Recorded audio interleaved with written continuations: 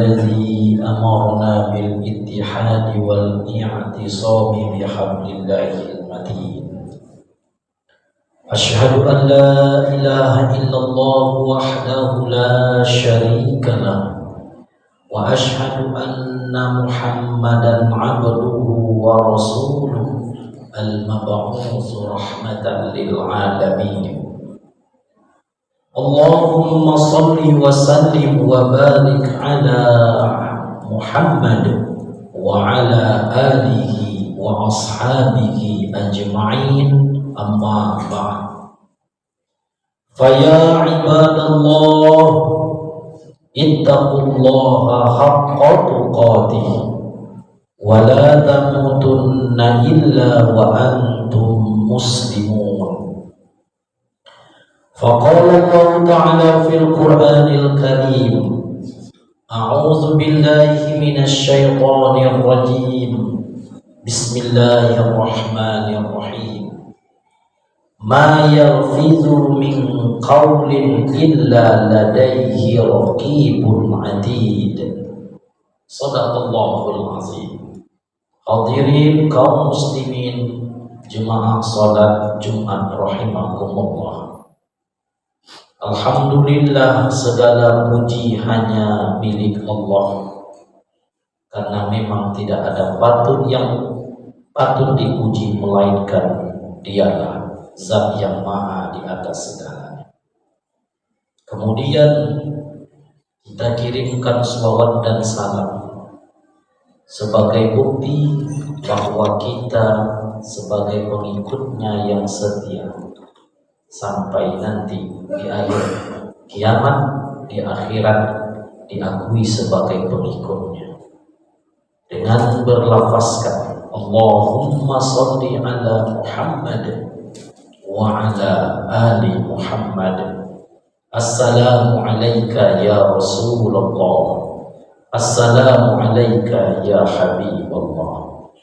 Hadirin rahimakumullah, kembali pada Jumat ini khatib mengingatkan kita semua dan khususnya diri khatib sendiri, bertakwalah kepada Allah di mana saja kita berada, kapanpun, sebesar apapun, sekecil apapun, seberat atau seringin apapun. Caranya hanya dua saja. Yang pertama, mari kita laksanakan seluruh yang diperintahkan oleh Allah, tentu sesuai kemampuan yang kita miliki. Mudah-mudahan semakin kuat iman, semakin kuat keyakinan kita kepada Allah, menjadikan kita hambanya yang semakin mudah mengumpulkan amal-amal soleh. Cara yang kedua, bertakwa itu dengan meninggalkan seluruh yang dilarang oleh Allah Subhanahu wa Ta'ala. Dimulai dari hati, tidak ingin untuk mendekatinya, dan apalagi sampai melakukannya. Karena takwa ini amatlah penting. Kalau dia diibaratkan sebuah jalan, siapa yang mau menempuh jalan itu pastilah dia akan sampai. Kalaulah takwa ini diibaratkan satu tali yang amat kokoh, siapa saja yang mau berpegang teguh dengan tali itu pasti dia akan selamat. Selamat hidup di dunia, tentu selamat pula hidup di akhirat kelak. Dengan harapan semoga Allah Subhanahu wa Ta'ala memasukkan kita ke dalam syurga bersama baginda Rasulullah sallallahu alaihi wasallam. Hadirin rahimakumullah, Allah Subhanahu wa Ta'ala berfirman dalam surat Qaf ayat ke-18 sebagai berikut. A'udzu billahi minasyaitonir rajim. Ma yalfizu min qawlin illa ladaihi raqibun atid. Kata Allah, tidak ada suatu kata pun yang terucap melainkan ada di sisi Allah malaikat pengawas yang selalu mencatat setiap apa yang kita ucapkan. Hadirin rahimakumullah. Firman Allah ini mengingatkan kepada kita bahwa lidah yang kita gunakan untuk berkata, lidah yang kita gunakan untuk berbicara, apapun yang kita ucapkan, apapun yang kita sampaikan, bahwa sesungguhnya semua kata yang kita ucapkan itu ada malaikat yang selalu mengawasi kita, yang mana dia selalu mencatat, yang catatan itu nanti akan siap kita pertanggungjawabkan di hadapan Allah Subhanahu wa Ta'ala. Oleh karena itu, karena lidah ini adalah alat yang kita selalu gunakan untuk berbicara, oleh agama kita dituntun, kita diajarkan, kita disuruh untuk menggunakan lidah ini dengan kata-kata yang baik. Karena kata Rasulullah SAW, keselamatan seorang manusia itu terletak pada pandai atau tidaknya dia menjaga lisan. Salamatul insan fi hifzil lisan. Selamatnya manusia itu tergantung pada pandai atau tidaknya dia menjaga lidah. Hadirin rahimakumullah, lidah memang tak bertulang. Pandai kita menjaga lidah, maka selamatlah hidup kita. Tapi kalau kita tidak pandai menjaga, maka hancur dan binasalah kita gara-gara lidah yang tak bertulang ini. Oleh karena itu, supaya hidup kita ini selamat, maka pandai-pandai kita untuk memilih kata. Berkata itu dengan bijak.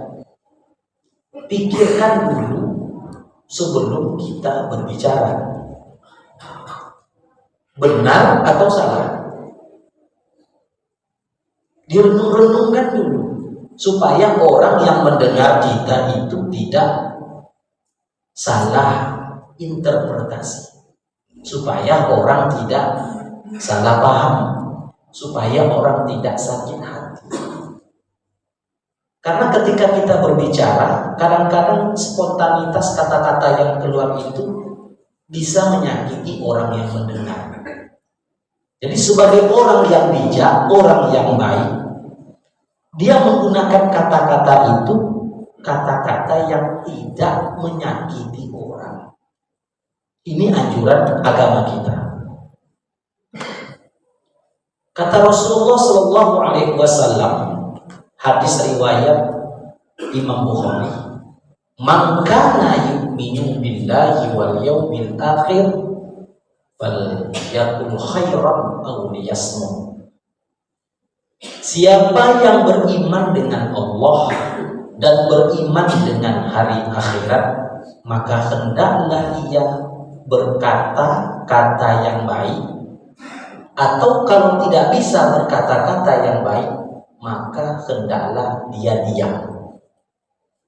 Hadis ini menjelaskan kepada kita bukti bahwa kita itu beriman kepada Allah, bukti bahwa kita itu yakin bahwa nanti kita akan dihisab, akan dihitung-hitung amal kita pada hari kiamat. Buktinya adalah mengeluarkan kata-kata yang baik. Kalau memang rasanya kata yang diucapkan itu tidak baik, kata Rasulullah, diam saja, supaya orang tidak tersakiti gara-gara kita. Jadi orang yang ukurannya itu iman kepada Allah sangat tinggi, keyakinan kepada hari akhirat itu sangat tinggi, dia paling pandai menjaga lidah. Ketika dia pandai menjaga lidah, berarti dia sedang meyakini Allah sedang memantau, mengamati, mengawasi apa yang sedang dia ucapkan. Jadi pandai dia memilih kata-kata. Itu bukti orang yang beriman. Tapi kalau keyakinannya kurang kepada Allah, keyakinannya sangat tipis kepada hari akhirat, maka wajar saja kata-kata yang keluar dari lidahnya itu tidak terlalu dia pikirkan. Dia tidak tahu apakah orang tersinggung atau tidak, orang tersakiti atau tidak dengan kata-katanya.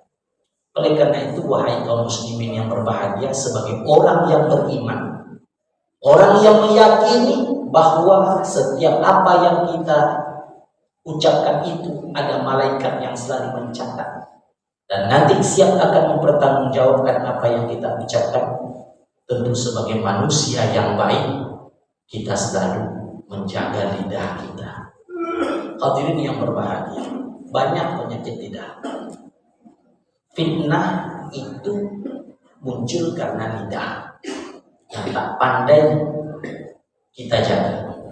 Berdusta itu adalah penyakit lidah, karena lagi-lagi tak pandai menjaga lidah. Ghibah, menceritakan kekurangan, memang kekurangan orang itu ada pada dirinya. Kalau orang yang bersangkutan itu tahu dan mendengar apa yang kita ghibahkan, pasti dia akan merasa tersinggung. Itu pula karena lidah. Menceritakan kekurangan orang lain itu enak, mendiskusikan kesalahan orang lain itu enak. Itu karena apa? Karena tak pandai menjaga lidah. Timbulnya kekacauan, keresahan di tengah-tengah masyarakat itu dikarenakan ucapan kita. Apalagi sekarang kita hidup di zaman digital. Memang mulut tak berbicara, tapi kata-kata itu ditulis dengan tangan kita. Jadi tangan ini adalah ekspresi daripada lisan kita yang berbicara. Sekali kita memposting di medsos, berapa banyak orang yang bergabung dengan kita itu yang membaca.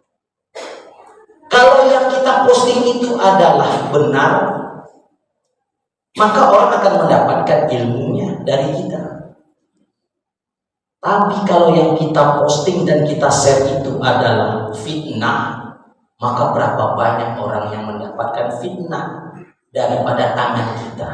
Jadi semakin lama hidup ini, maka fitnah itu semakin canggih.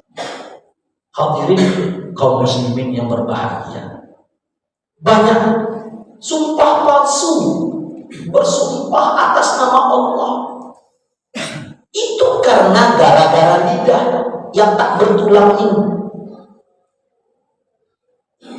Banyak orang yang kena fitnah karena gara-gara lidah ini.